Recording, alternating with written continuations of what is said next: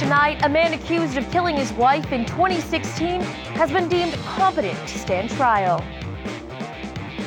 Plus, the Powerball jackpot is more than $300 million tonight. It has people here in central Massachusetts braving the cold to get their ticket. Good evening and thanks for joining us. I'm Anna Bottary. Will tonight be the night one person brings home over $300 million? Well, that's the million-dollar question, or should I say $300 million question. Powerball fever is back, and one of the year's largest jackpots has people in Central Mass feeling lucky. Our Cam Jandro joins us live with the details. Cam? Yeah, Anna, people across the country will be in front of their TVs tonight, hoping they're the lucky one to win the $337 million jackpot. And tonight, I caught up with a few players just moments after they bought their tickets. Millions are hoping to hit the jackpot Wednesday. There you go, my friend. Good luck. Powerball looks to end 2017 with a bang. A $337 million jackpot is on the line, much to the delight of local store owners. Many people around this area, especially the old guys. There's a lot of guys here to come and play a lot of ticket here in my store. And obviously, I like this because I'm making some commission here. Wednesday's jackpot will be Powerball's largest since August, when a Chicopee woman won the biggest prize in U.S. history at $758 million.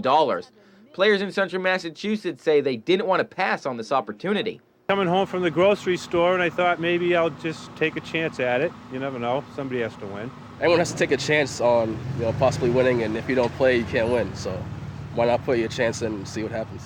The pot has been growing since October, but not everybody was willing to give up their $2 for a ticket. I don't know, I'd rather play a scratch ticket. It's more fun than looking at numbers. Just come up on a Powerball ticket. It's just too bad of odds. You have a better chance of getting struck by lightning.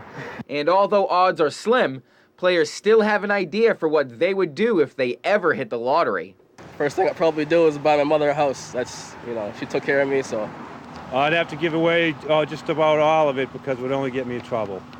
I'd have to give it away to needy causes.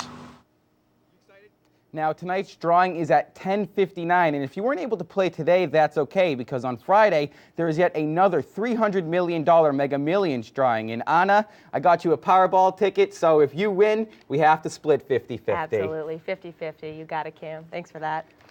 Well, the Christ Lutheran Church in West Boylston is experiencing what they call a Christmas miracle this holiday season after a donation was stolen from them earlier this month. The church uses the honor system for its Christmas tree sales. All the money collected goes directly to food banks in Central Mass area. The church says this is the first time in 15 years they've ever had to deal with something like this. When word got out, the donations began flooding in, and they've received over $3,700. Contributions from New Hampshire, Rhode Island, the Cape, Waltham, all over. Our contribution this year will be probably double what we've ever been able to give to those soup kitchens. So that's a wonderful response to a negative story. On January 21st, the church will hold a concert to thank all of those who contributed. A Grafton man charged with killing his wife in 2016 is found competent to stand trial for first-degree murder. The Grafton News reports prosecutor Thomas Landry informed a judge last week doctors at Bridgewater State Hospital deemed Sugarman competent. He's been indicted on a first-degree murder charge for the death of his wife, Kelly Sugarman. Autopsy results showed she died of manual strangulation. Police were alerted to her death after the couple's 5-year-old daughter was discovered wandering on a street nearby. Switching gears now, it was a very chilly day today, and this bitter cold is not expected to be going away anytime soon. But for some people, it comes with a warm welcome. Many were out enjoying their winter vacation at Ski Ward today. Our Rosalind Flaherty stopped by the mountain and has the story. People put on the ski boots and hit the slopes at Ski Ward in Shrewsbury Wednesday, despite the frigid temperatures. We prepared with boot warmers and hand warmers. The wind's whipping, so once that wind starts kicking, then it gets a little chilly. According to the National Weather Service, central Massachusetts is under a wind chill advisory. They say frostbite can happen in as little as 30 minutes. something Ski Patrol is looking out for. If we see any signs of frostbite or people aren't dressed correctly, we'll try to keep an eye on them, get them inside. For people like Marissa Ostreicher, she doesn't mind the cold. She's spending her Christmas school vacation on the slopes with plenty of layers. It's really fun skiing, and I haven't done it in a year. The cold temperatures are also great for snowmaking at Ski Ward. We actually just opened up another trail today and another lane of tuba because the cold may not be good for some, but we get to make a ton of snow, so it's good for us. Skiers say their biggest advice is to dress warm and keep moving. Once you get moving, you'll be fine. Rosalind Flaherty, Worcester News Tonight. The cold weather may be here, but according to AAA, there's still time to make sure your car is ready to start. The organization says preventative maintenance is essential for safe driving. Our Brittany Schaefer has more on how to get your car winter ready.